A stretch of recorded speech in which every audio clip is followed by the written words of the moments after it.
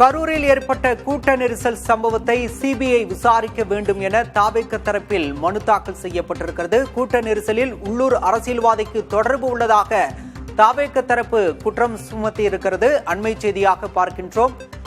கரூரில் ஏற்பட்ட கூட்ட நெரிசல் காரணமாக இதுவரை 41 பேர் உயிரிழந்திருக்கின்றனர். இந்த நிலையில் இந்த சம்பவம் தொடர்பாக சிபிஐ விசாரிக்க வேண்டும் என தாவேக தரப்பில் மனு அளிக்கப்பட்டிருக்கிறது. ஏற்கனவே பாஜக மாநில முன்னாள் தலைவர் அண்ணாமலையும் இந்த கோரிக்கையை வலியுறுத்தியிருந்தார்.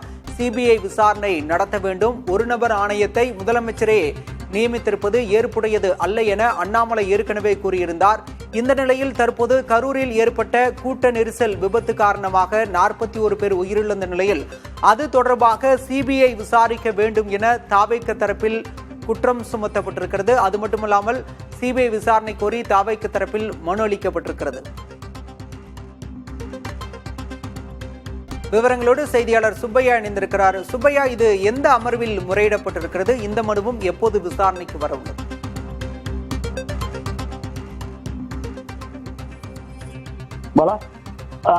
அதாவது ஆதரவு சார்பில் மனுவானது இன்று பிற்பகல் விசாரணைக்கு எடுத்துக் கொள்ளப்படும் என்று தெரிகிறது. இதில் பல்வேறு குற்றச்சாட்டுகள் முன்வைக்கப்பட்டுள்ளன. அது காவல்துறை உரிய அளவில் பாதுகாப்பு வழங்கப்படவில்லை என்றும் தெரிவித்துள்ளனர். அது மட்டுமல்லாமல் மின்சாரம் தடைபட்டது, அதேபோன்று காவல்துறை தனியை நிறுத்தியது உள்ளிட்டதையும் மனுவில் குறிப்பிட்டுள்ளனர். இதில் சதித்திட்டம் நடந்துள்ளதால் சிபிஐ விசாரணை வேண்டும் என்ற ஒரு கோரிக்கையை முன்வைத்து இந்த மனுவில் ஆதரவு குறிப்பிட்டுள்ளார். இதில் பல்வேறு சந்தேகங்கள் இருப்பதாகவும் இதுவரை விஜய் நடத்திய எல்லா கூட்டங்களிலும் அமைதியான முறையில் நடைபெற்ற நிலையில் கரூரில் மட்டும் இதுபோன்ற ஒரு சம்பவங்கள் நிகழ்ந்திருப்பதாகவும் இதில் ஏதோ பின்னணி சதித்திட்டம் அடங்கியிருக்கிறது என்றும் குறிப்பிட்டு எனவே சிபிஐ விசாரணை வேண்டும். அதே போன்று விஜயம் அந்த சம்பவ இடத்திற்கு சென்று பாதிக்கப்பட்டவர்களை நேரில் சென்று பாதிக்கப்பட்டவர்களை பார்த்து நிவாரணம் அளிக்க இருப்பதாகவும் ஆறுதல் கூற இருப்பதால் அதுக்கு உரிய பாதுகாப்பையும் வழங்க வேண்டும் என்றும் கேட்டும் அந்த மனுவில் குறிப்பிட்டுள்ளார். பாலா,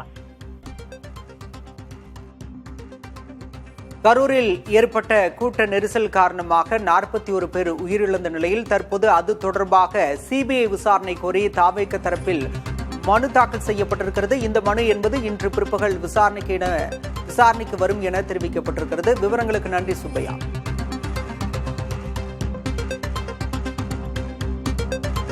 கரூரில் ஏற்பட்ட கூட்ட நெரிசலில் சிக்கி 41 பேர் உயிரிழந்த நிலையில் 50க்கும் மேற்பட்டோர் கரூர் அரசு மருத்துவமனையில் சிகிச்சை பெற்று வரக்கூடிய சூழலில் இந்த சம்பவம் தொடர்பாக சிபிஐ விசாரணை கோரி தாவேக தரப்பில் நீதிமன்றத்தில் அணுகப்பட்டிருக்கிறது. இந்த மனு என்பது இன்று பிற்பகலில் விசாரணைக்கு வரவுள்ளது. ஏற்கனவே பாதிக்கப்பட்டோரை சந்திக்க உரிய பாதுகாப்பு வழங்க வேண்டும் என தாவேக தரப்பில் மனு தாக்கல் செய்யப்பட்டிருந்தது. அந்த மனுவும் விரைவில் விசாரணைக்கு வரவுள்ளது. இந்த நிலையில் தற்போது இந்த சம்பவம் தொடர்பாக சிபிஐ விசாரணை கோரி தாவேக தரப்பில் மனு தாக்கல் செய்யப்பட்டிருக்கிறது.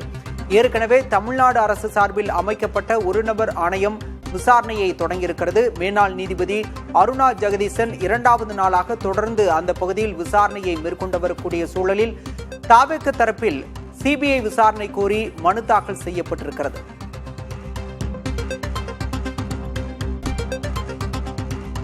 கூட்ட நெரிசல் சம்பவத்தில் முன்னாள் அமைச்சரும் கரூர் எம்எல்ஏவுமான செந்தில் பாலாஜிக்கு தொடர்பு இருப்பதாக ஆதவ் அர்ஜுனா குற்றம் சாட்டியிருக்கிறார். கூட்ட நெரிசலில் உள்ளூர் அரசியல்வாதிக்கு தொடர்பு உள்ளதாக தாவேக தரப்பு குற்றம் சுமத்தி இருக்கிறது. உயர்நீதிமன்ற மதுரை கிளையில் தாவேக நிர்வாகி ஆதவ் அர்ஜுனா தரப்பில் தாக்கல் செய்யப்பட்ட மனுவில் இந்த குற்றச்சாட்டு முன்வைக்கப்பட்டிருக்கிறது.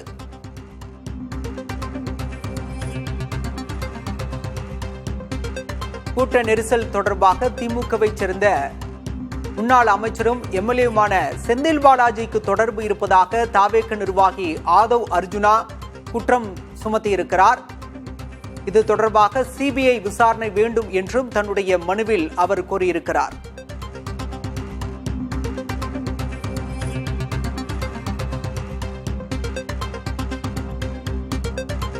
நேற்று முன்தினம் கரூரில் கடும் கூட்ட நெரிசல் ஏற்பட்டு 41 பேர் உயிரிழந்தனர்.